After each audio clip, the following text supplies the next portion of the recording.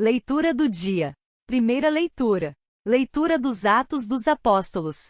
Quando chegou o dia de Pentecostes, os discípulos estavam todos reunidos no mesmo lugar. De repente veio do céu um barulho como se fosse uma forte ventania, que encheu a casa onde eles se encontravam. Então apareceram línguas como de fogo que se repartiram e pousaram sobre cada um deles.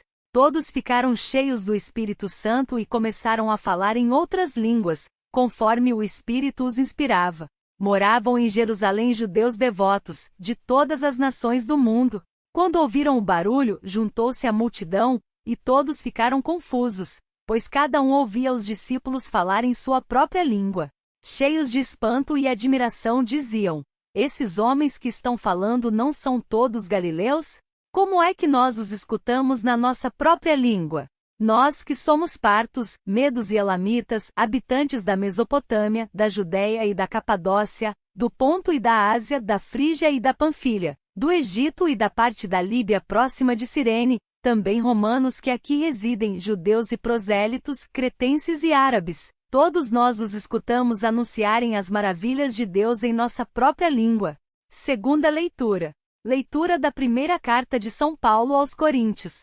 Irmãos, ninguém pode dizer, Jesus é o Senhor, a não ser no Espírito Santo. Há diversidade de dons, mas um mesmo é o Espírito. Há diversidade de ministérios, mas um mesmo é o Senhor. Há diferentes atividades, mas um mesmo Deus que realiza todas as coisas em todos. A cada um é dada a manifestação do Espírito em vista do bem comum. Como o corpo é um, embora tenha muitos membros, e como todos os membros do corpo, embora sejam muitos, formam um só corpo, assim também acontece com Cristo. De fato, todos nós, judeus ou gregos, escravos ou livres, fomos batizados num único Espírito, para formarmos um único corpo, e todos nós bebemos de um único Espírito. Evangelho do dia. Proclamação do Evangelho de Jesus Cristo segundo João.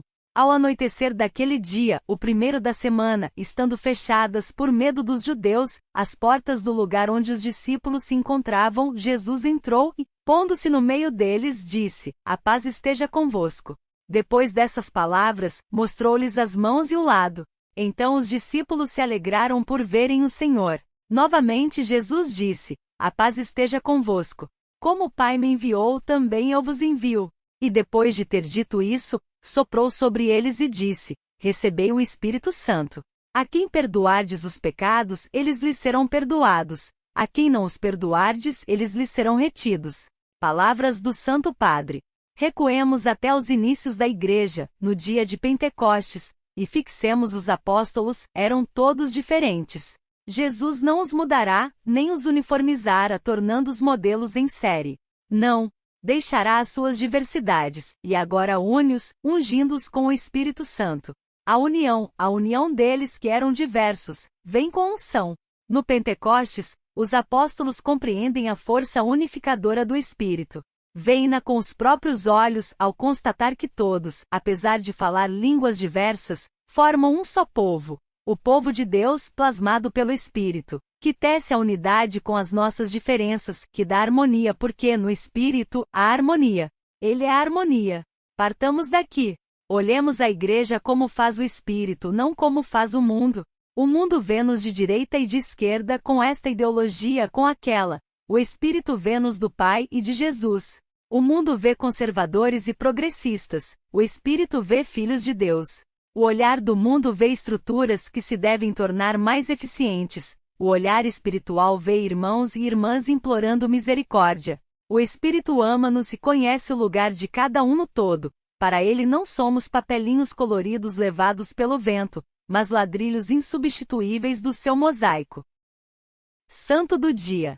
O Santo do Dia é uma resenha diária dos santos guardados na memória da Igreja. Histórias de mestres da vida cristã de todos os tempos que, como faróis luminosos, orientam o nosso caminho.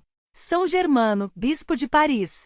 Nascido em Atum no final do século V, Germano emitiu seus votos religiosos e foi encarregado do mosteiro de São Sinfrônio, que o reergueu do declínio.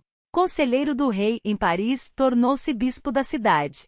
Seu mosteiro era visto como modelo em toda a França e a ele foi dedicado após a sua morte.